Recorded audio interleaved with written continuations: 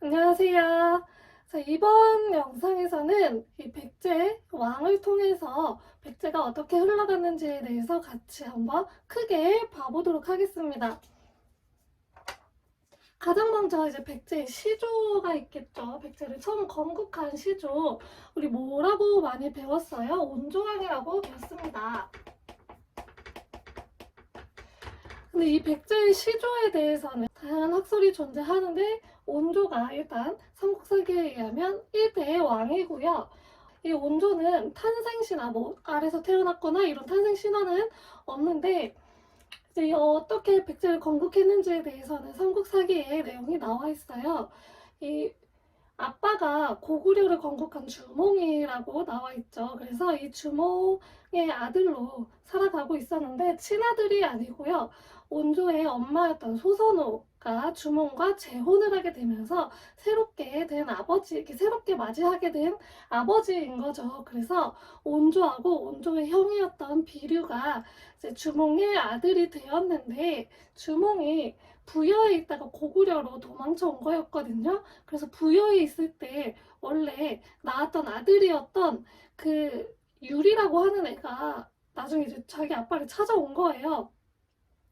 그래서 이 온조하고 비류는 진짜 아들이 이제 찾아왔으니까 아 우리는 이제 끝났구나 라고 생각을 하게 돼서 고구려에 머물러 있지 않고 남쪽으로 내려왔다고 합니다. 그래서 비류는 인천 쪽으로 가서 지금 현재 인천으로 추정되는 미추홀로 간 거죠. 거기 이제 바다를 끼고서 자리를 잡았고 온조는 현재 이제 한강 유역으로 추정을 하는데 그쪽으로 와가지고 자리를 잡아요. 그래서 처음에 이제 한강 유역에다가 자리를 잡고 나라 이름을 십제라고 지었다고 합니다. 근데 이제 그 형이었던 비류가 그 미추홀 쪽으로 갔다고 했잖아요. 근데 거기가 바다를 끼고 있어서 뭐 땅도 짜고 바람도 너무 습하고 이래서 살기가 힘들었대요. 그래서 비류가 요 한강유역을 한번 보러 왔을 때 후회도 했고 그리고 나중에 비류가 죽은 후에 비류를 따라갔던 신하들이 이 온조에게 기부를 해서 온 백성이 즐거이 따랐다라고 해요. 그래서 그때부터 국호를 백제라고 고쳐서 이제 백제라는 국호를 사용했다고 합니다. 근데 이때의 백제는 우리가 흔히 알고 있는 그 한반도 서남 지역을 모두 차지했던 백제가 아니고요. 당시에 이제 여기에 마한이라고 하는 지역이 있었는데 여기 잘 안 보이네요.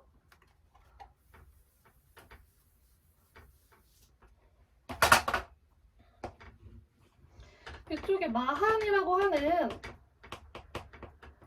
지역이 있었어요. 여기 56개의 작은 국가들, 56개의 소국이 있었는데 그 소국 중에 하나가 백제국이라고 하는 그런 나라였습니다.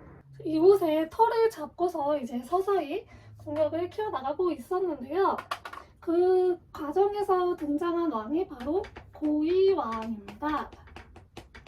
이 고이왕은 정변으로 왕이 되었다고 지금 추정을 하는데요.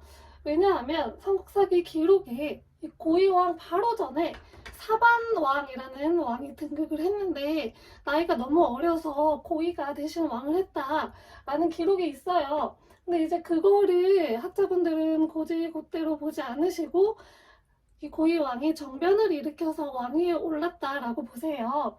이 고이왕은 그렇게 이제 왕위에 올랐고 그래서 이때부터 고이왕, 고이계의 왕족이 시작이 되었다고 해요. 고이왕 하면 이제 백제의 초반 기틀을 잡아놓은 왕으로 이제 알려져 있는데요. 율령을 반포했다고 우리가 보통 이야기를 하는데 이 율령을 반포했다라는 얘기가 기록에 있지는 않지만 무엇을 보고 율령을 반포했다고 이야기하냐면 6개의 좌편과 16개의 관등을 만들었다 라고 이야기를 해요. 이 좌평이 뭐냐 하면 좌평은 지금의 장관 같은 그런 직책이에요. 그래서 이 16개의 관등 중에서 가장 위에 있는 관등을 좌평이라고 해요. 6개의 좌평을 설치를 했고, 그리고 그 밑에 이제 그 신하들을 16개의 등급으로 나누어서 이제 정사를 처리를 하신 거죠. 그래서 이 육좌평 16관등제는 율령 반포뿐만 아니라 이 고위왕의 왕권 강화 정책을 보여줍니다. 그리고 백제의 그런 중앙 정치가 기틀을 잡아가는 그런 모습을 또 보여줍니다. 그리고 나서 사실 이 사이에 다양한 일들이 있었어요. 이 고위왕계가 계속 왕을 하다가 이전에 초고왕이라고 있었는데 이 초고왕계에서 다시 왕위를 가져갔다가 다시 고위왕계가 갔다가 이 근초고왕 때에 이르러서 다시 초고왕계가 왕위를 가져가게 되고 이때부터 고위왕계는 완전히 왕의 그 쟁터에서 벗어나게 됩니다. 그래서 이름도 비슷하잖아요. 초고왕, 근초고왕. 그래서 학자분들은 이 근초고왕이 고위왕계의 왕의 계승을 완전히 끊어버린 왕이라고 그렇게 평가를 하고 계십니다. 그래서 이름도 근초고라고 짓지 않았을까 추정도 하시고요. 그래서 이 근초고왕 때에 이르러 백제는 최고의 전성기를 맞이하게 되는데요. 사실 근초고왕이 재위를 하고 나서 일정 기간 동안은 기록이 아예 존재하지가 않아요. 그래서 어떻게 추측을 하냐면 계속 여기 왕위 다툼이 있었다고 했잖아요. 이 왕위 다툼에 나머지 잔재 세력들을 이 기간 동안에 처리를 하지 않았을까. 그래서 그 기간 동안에는 기록이 남아있지 않는 것이 아닐까라고 추정을 합니다. 이 백제 시대 때 쓰인 그 역사서가 남아있지 않기 때문에 삼국사기에 보통 많이 의존을 하는데요. 그래서 그 삼국사기에 그 기록이 없다 보니까 이런 식으로 이제 추측을 할 수밖에 없는 거예요. 그래서 이제 근초고왕 때는 왕위 계승을 확실하게 확립을 해 놓고 그리고 나서 안에 내치도 이제 안정을 시켜 놨으니 바깥으로 이제 눈을 돌리게 됩니다. 그래서 아까 여기 마한 지역이 하나의 소국이라고 했잖아요. 백제가. 근초고왕 때는 이 마한 전체 지역을 다 병합을 합니다.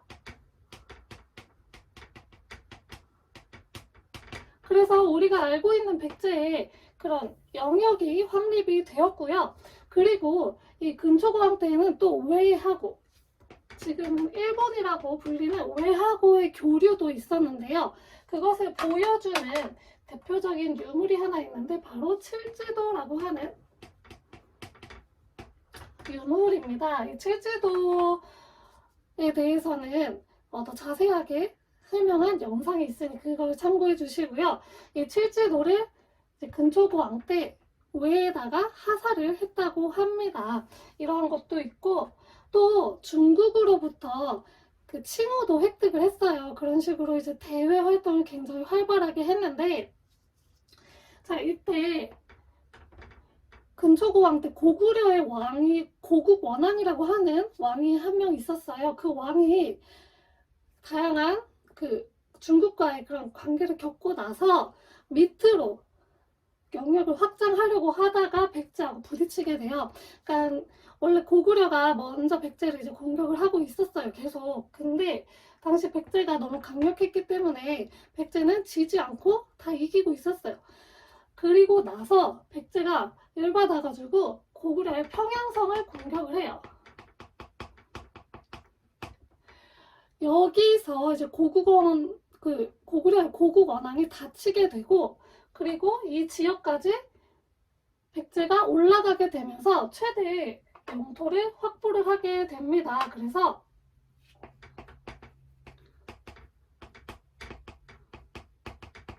근초고왕 때에는 여기까지 올라가게 되었습니다.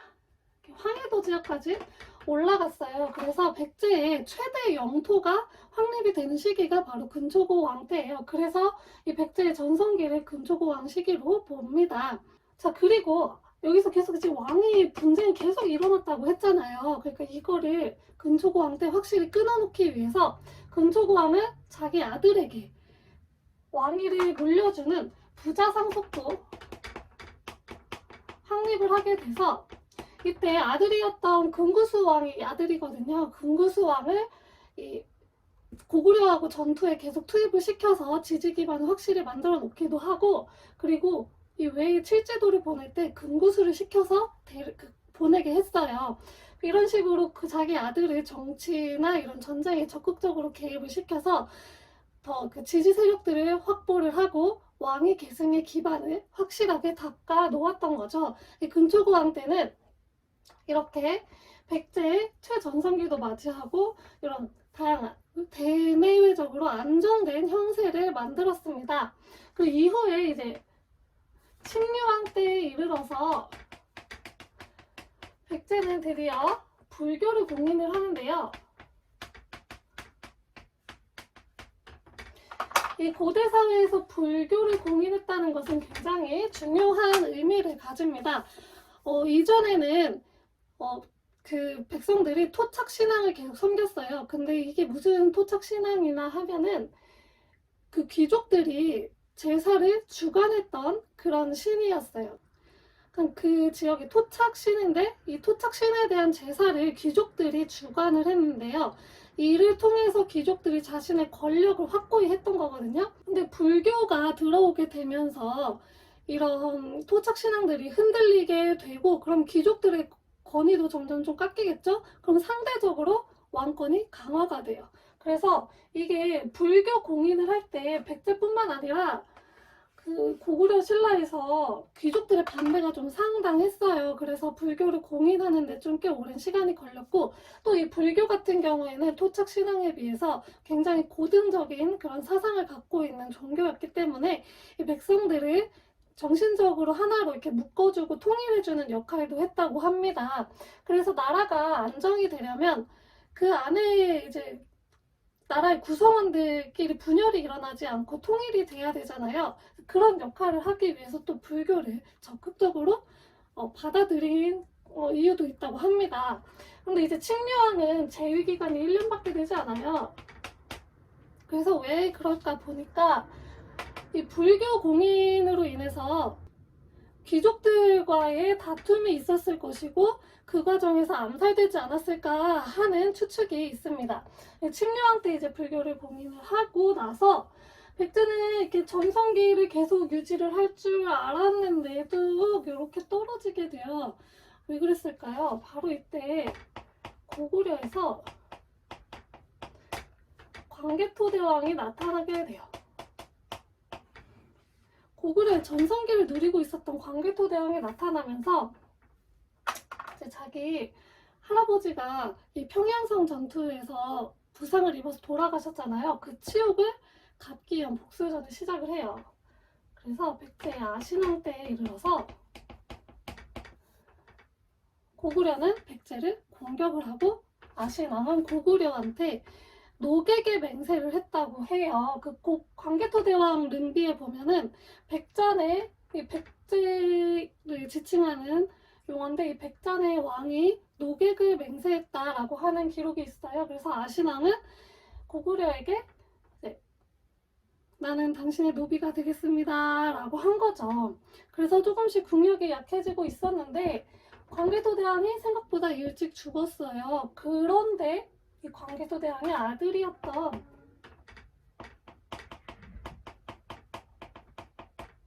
장수왕이 등장을 하게 되면서 백제는 또 한 번 굉장히 어려운 위기를 맞게 됩니다. 바로 계로왕 때인데요. 자, 광개토대왕은 위로 북쪽으로 영역을 확대를 했다면 장수왕은 남쪽으로 영역을 확대하려는 남진 정책을 펴고 있었어요. 그래서 수도를 평양으로 천도를 했어요. 원래 고구려의 수도가 한반도 바깥쪽에 있었거든요. 국내성이라고. 거기서 이제 평양으로 한 번 더 안쪽으로 내려오고 남쪽으로 완전히 내려왔어요. 평양으로 수도를 옮기면서 이 밑에 있던 백제와 신라를 압박을 하게 돼요. 계로왕도 이제 압박을 받은 거죠. 그리고 당시에 이 한강 유역은 계속 백제가 차지를 하고 있었거든요. 근데 이 한강 유역이 강이 이렇게 강을 끼고 있잖아요. 그래서 여기가 땅도 좋고 농사도 잘 되고 사람이 살기도 편하고 그리고 대외 진출에도 굉장히 유리하고 방어에도 유리했어요. 강이 있기 때문에. 그래서 이 지역이 굉장히 천혜의 요충지였고 정말 너무너무 살기 좋은 곳이었는데 이 지역을 백제뿐만 아니라 고구려, 신라 다 탐을 내고 있었던 자리였어요. 그 이참에 장수왕이 이제 한강유역까지 넘보려고 했던 거죠. 이 계로왕도 그거를 이제 위협을 느끼니까 좀 이 고구려를 어떻게 해야겠다라고 생각을 하고 있었어요. 그래서 누구한테 편지를 보내냐 하면 당시 중국에 북위라고 하는 나라가 하나 있었어요. 이 북위에게 편지를 보냅니다. 그 당시 고구려하고 원래 북위가 처음에는 사이가 좋았다가 중간에 북연이라고 하는 나라가 끼게 되면서 잠깐 사이가 안 좋았거든요. 왜냐면 북위가 중국 북쪽 지역을 차지하려고 하다 보니까 북연도 차지를 해야 되는데 북연이 고구려 그 왕족 고씨 있죠. 그 왕족 고씨하고 같은 친척 사이인 거예요. 그래서 북연이 고구려한테 도움을 요청을 했었거든요. 우리 좀 받아달라고. 그때 고구려가 북연의 왕족을 받아줘요. 그러면서 북위하고 사이가 안 좋아지게 된 거예요. 근데 그 이후에 고구려가 북위한테 계속 조공을 바치면서 이렇게 해가지고 다시 사이가 좋아졌었는데 계로왕이 그거를 모르고 아직도 사이가 안 좋은 줄 알고 이 북위에다가 편지를 하나 보내요. 우리 백제하고 고구려는 같은 부여에서 나온 국가인데 지금 이 장수왕 봐라 너무 거만하고 깝친다 이게 좀 어떻게 해달라 라는 편지를 보냅니다. 그래서 북위에서는 편지를 받고 자기 친구였던 고구려에게 이 사실을 알렸겠죠. 장수왕이 이걸 빌미로 이제 쳐들어가야겠다라고 생각을 했는데 바로 쳐들어가진 않고요. 이 백제를 확실하게 안전하게 치기 위해서 백제의 내부 상황을 어지러뜨리기 위한 작전을 펼칩니다. 바로 도림이라고 하는 스님을 하나 보내서 스파이로 보내요. 그래서 계로왕에게 이제 계로왕을 조종하기 위한 그 일들을 펼치는데 어떻게 하냐. 이제 기록에 의하면 계로왕은 장기 두는 것과 바둑 두는 걸 굉장히 좋아했다고 해요. 그래서 도림을 시켜가지고 바둑으로 계로왕하고 친해진 다음에 이 계로왕에게 이제 도림이 얘기를 하는 거죠. 당시 이제 백제는 굉장히 사치스럽지 않은 그런 문화를 가지고 있었는데 지금 백제의 명성에 비해서 왕실이 너무 검소하다. 좀 더 화려하게 지을 필요가 있어요. 그리고 무덤도 더 정비를 해야 돼요 하면서 돈을 계속 쓰게 만든 거예요. 그리고 그 궁궐을 증축하려면 노동력도 필요하잖아요. 그 백성들을 데려다가 쓰는 거잖아요. 그래서 이제 백성들의 그런 민심까지도 건드려 버리는 거예요. 그런 식으로 해서 완전 안에 내부적으로 백제 내부를 혼란하게 만든 다음에 도림은 다시 고구려로 도망갔어요. 그래서 장수왕한테 됐습니다. 이제 쳐들어가도 돼요. 해서 장수왕이 군대를 이끌고 쳐들어옵니다. 그래서 당시에 아차산성으로 숨어 들어갔다고 해요. 자기 아들이었던 문주왕은 도망가게 먼저 하고 자신도 그 뒤에 도망가려고 했다가 잡혀요. 그래서 아차산성에서 잡혔는데 누구한테 적발이 되냐 하면 예전에 이제 백제에서 신하로 있던 제증걸로하고 고이만년이라고 하는 두 사람이 있는데 그 사람들한테 잡혀요.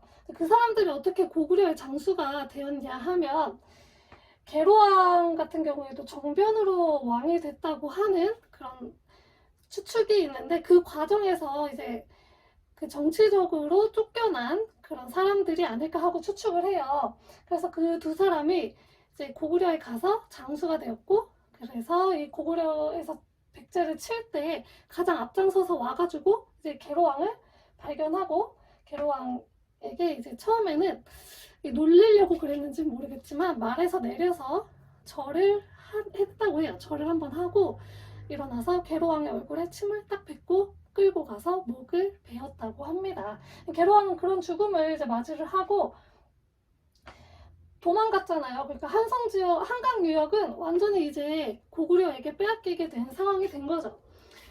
자, 그러면 이제 수도를 빼앗겼으니 수도를 옮겨야겠죠.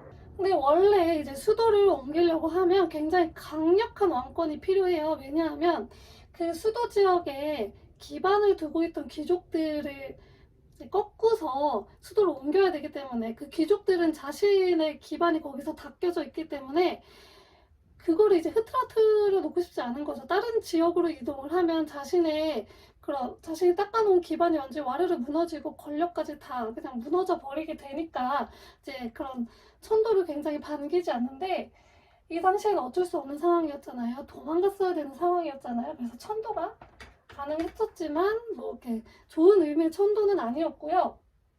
무조건 방어 위주로 해서 수도를 골라서 옹진으로 이제 천도를 하는데 지금 현재 공산성, 충남 공주의 공산성이라고 있거든요.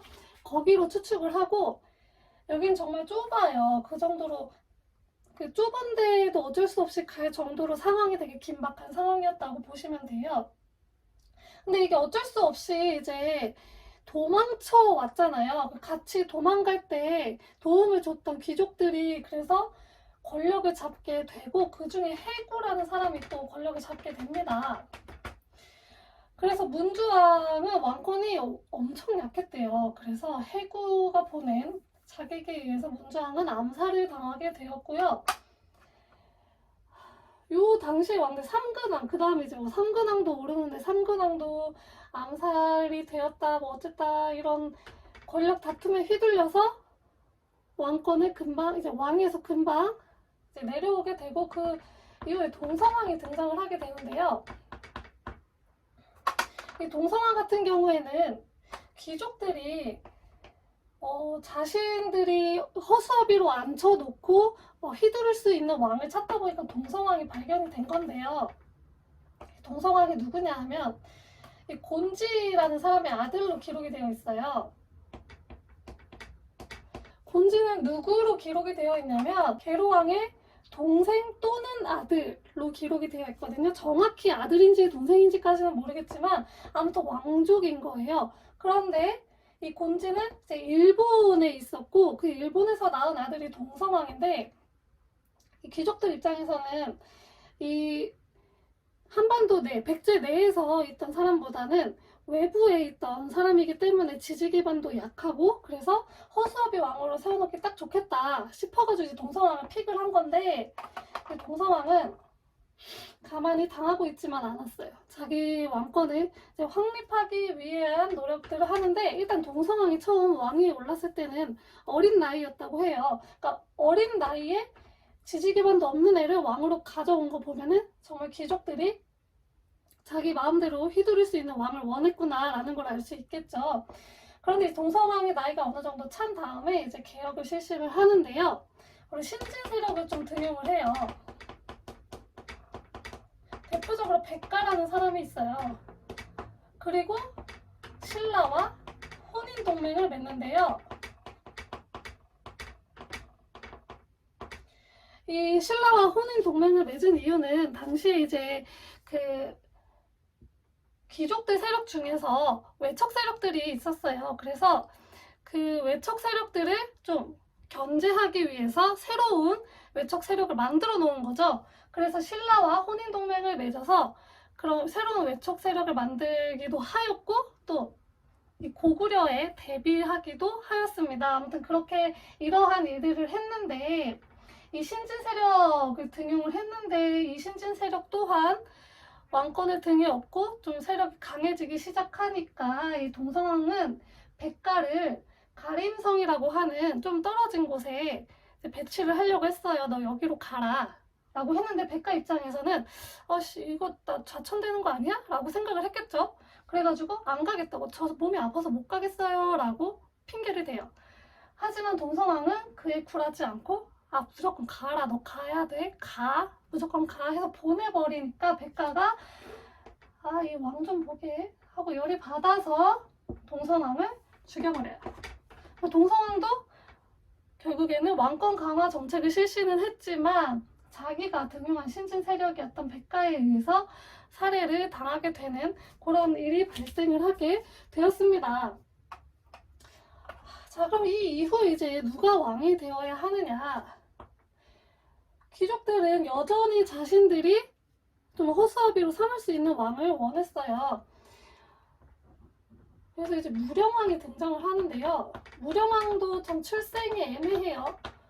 누구 아들인지 정확히 몰라요. 기록에는 뭐 동성왕의 아들이라고 되어 있는데, 삼국사기 기록엔 그렇게 되어 있는데, 무령왕릉이 발굴이 되면서 무령왕릉 지석을 보니까 무령왕이 동성왕보다 나이가 많았어요. 그래서 아들이 아니고 뭐 또 일설에는 요 곤지의 아들이라는 얘기도 있고 개로왕의 아들이라는 얘기도 있고 다양한 얘기가 존재를 해요.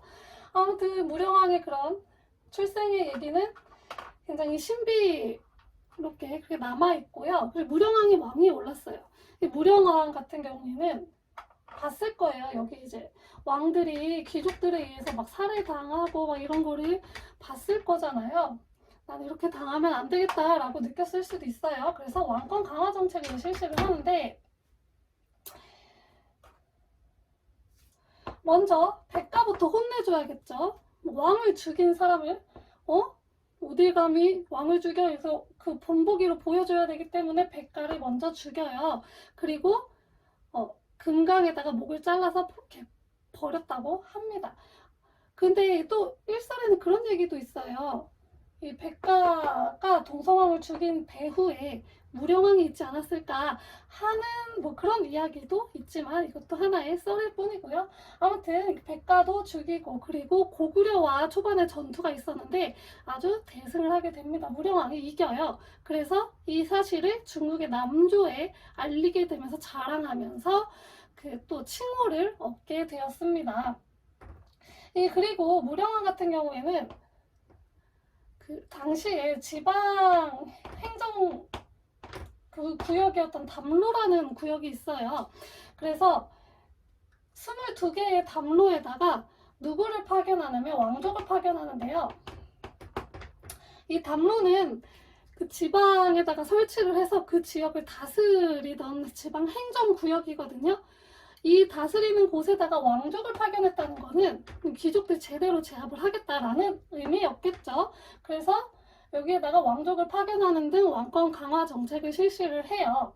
자, 이렇게 왕권 강화 정책을 실시해서 기반을 닦아 놓은 다음에 백제에게 어떤 일이 일어나느냐. 이제 성왕이 왕위에 오르게 되면서 이때 이제 백제는 제2의 전성기를 맞이하게 됩니다. 이 성왕 때 드디어 다시 천도를 하게 되는데요. 이때는 어쩔 수 없이 천도를 했다고 했잖아요.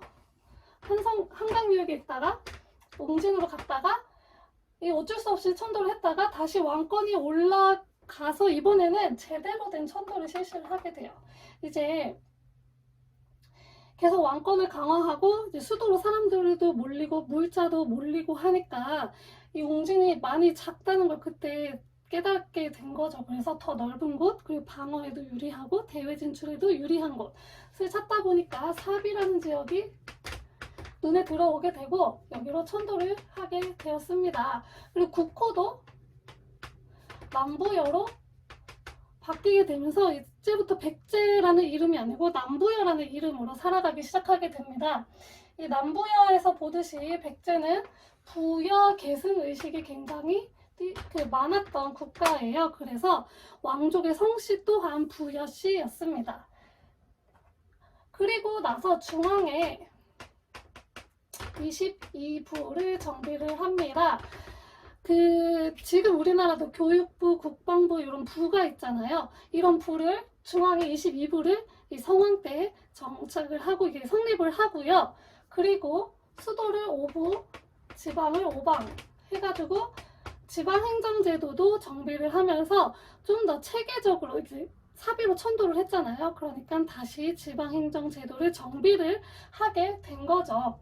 그리고 뭐 이때는 그 일본에다가 노리사치계라는 사람도 보내서 불교도 전해주고 다양한 그런 정책을 실시를 하는데요. 제 백제 입장에서는 옛날에 그런 위상을 다시 찾고 싶은 거예요. 이 근초고 왕 때의 위상을 다시 찾고 싶었던 거죠. 그러기 위해서는 어디로 가야 할까 보니까 한강유역이 굉장히 중요하죠. 여기를 다시 차지해야겠다 해서 보니까 거기를 지금 고구려가 차지하고 있어요. 고구려가 당시에 왕위 계승 분쟁이 있고 북쪽으로는 또 북방 유목민족하고 대치하고 있는 상황이어서 남쪽에 신경 쓸 겨를이 없기는 했지만 그래도 고구려는 고구려예요. 굉장히 강했어요. 그래서 백제 혼자 당해내기는 어렵다고 판단을 해서 신라하고 연합을 하는데 그래서 이제 한강을 다시 되찾기는 했어요. 근데 백제가 한강 하류를 차지하고 신라가 한강 상류를 차지하니까 신라는 불만이 생긴 거죠. 그래서 이 정확히 기록으로 남아있지는 않지만 신라하고 고구려하고 그런 어떠한 비밀 그런 협정을 맺어서 신라가 갑자기 그 백제 하류를 한강 하류를 공격을 하게 되고 한강 하류까지 신라가 다 차지를 하게 돼버립니다. 백제는 그리고 나서 바로 복수는 하지 않았다고 해요. 자기 딸을 보내서 뭐 혼인 동맹을 맺기도 하고 하는데 잘 안 되니까 이제 한강을 다시 차지하기 위한 그런 전투를 벌이는데요. 그 성왕 같은 경우에는 자기 아들을 보내요. 그 아들이 위덕왕이 되는데 그 아들을 전투에 보냈었는데 그 전쟁 상황이 어떻게 되는지 이제 확인도 하고 할 겸 해서 갔어요. 근데 이제 밤에 몰래 간 거죠. 호위병 50명을 데리고 갔다고 해요. 몰래 가는데 관산성으로 간 거예요. 근데 여기 하필 그 신라의 매복이 있었던 거예요. 그래서 성왕이 그 매복한테 당해서 사망을 하게 되면서 한강유역은 영원히 신라께 돼버리게 되었습니다. 자, 이렇게 제2의 전성기를 영원히 누릴 수 있을 줄 알았던 백제는 다시 한번 한강을 빼앗기고 또 왕이 전투 중에 상처를 입고 사망을 하게 되면서 다시 한번 국력이 쇠하게 되었고요. 이후 무왕 때 익산천도를 한 번 더 시도를 해요. 하지만 이 익산천도 시도는 실패를 하게 됩니다. 아까 얘기했지만 천도는 아무나 할 수 있는 게 아니에요. 왕권이 굉장히 강해야만 가능하고 있기 때문에 익산천도 한번 실패하고요. 이후에 이제 마지막 왕인 왕위에 오르는데 의자왕이 이제 처음에 왕권 강화를 위해서 다양한 정책을 실시를 해요. 그래서 뭐 귀족들의 그 세력 기반이 불교였거든요. 그래서 불교를 약화시키기 위해서 유교 정치도 실시를 하고 왕족 중심의 그런 정치를 실시를 하게 되는데 이 귀족들의 반발을 너무 많이 사서 제대로 시행은 되지 않았다고 해요. 그리고 그런데 이제 대외적으로는 신라의 대야성을 공격해서 빼앗고 또 신라의 주요 그 무역 그 거점이었던 당황성도 공격을 하는 등 신라에 굉장히 위협을 주게 되죠. 그러면서 좀 잘 하나 싶었는데 계속해서 그 왕족 정치를 실시를 해요. 당시에 이제 41명의 성자를 좌평에 모두 임명을 했을 정도로 이제 왕족 중심의 그런 정책을 실시를 하고 막 이러니까 귀족들이 계속 불만을 갖고 왕 말에 따르지도 않고 이런 상황이 있다 보니까 아마 그 이유에서인지는 모르겠지만 의자왕은 갑자기 정치에서 손을 놔버리고 아주 방탕하게 자기 마음대로 살아가기 시작했다고 해요. 이런 과정에서 신라가 당나라하고 연합해서 나당연합군을 형성을 해서 이제 백제로 쳐들어오게 돼요. 당시에 이제 마지막 수도였던 사비 있죠. 이 사비성에 있다가 의자왕은 그 나당 연합군이 쳐들어오니까 옹진성으로 도망을 가요. 자기 아들한테 사비성을 맡기고 도망을 가요. 계로왕하고 살짝 조금 비교가 돼요, 저는. 계로왕은 자기 아들은 그래도 먼저 피신을 시켰거든요. 근데 의자왕은 자기는 도망가고 아들한테 여기 지켜라 이렇게 한 거예요. 근데 아들은 당시 왕도 아니었고 그 정예 근데 그 몇 명만 남겨놓고 그냥 다 도망가 버렸으니까 이게 막아지겠냐고요. 그래서 사비성은 금방 무너지고 뒤이어 옹진성까지 무너지면서 백제는 영원히 멸망하게 되었습니다.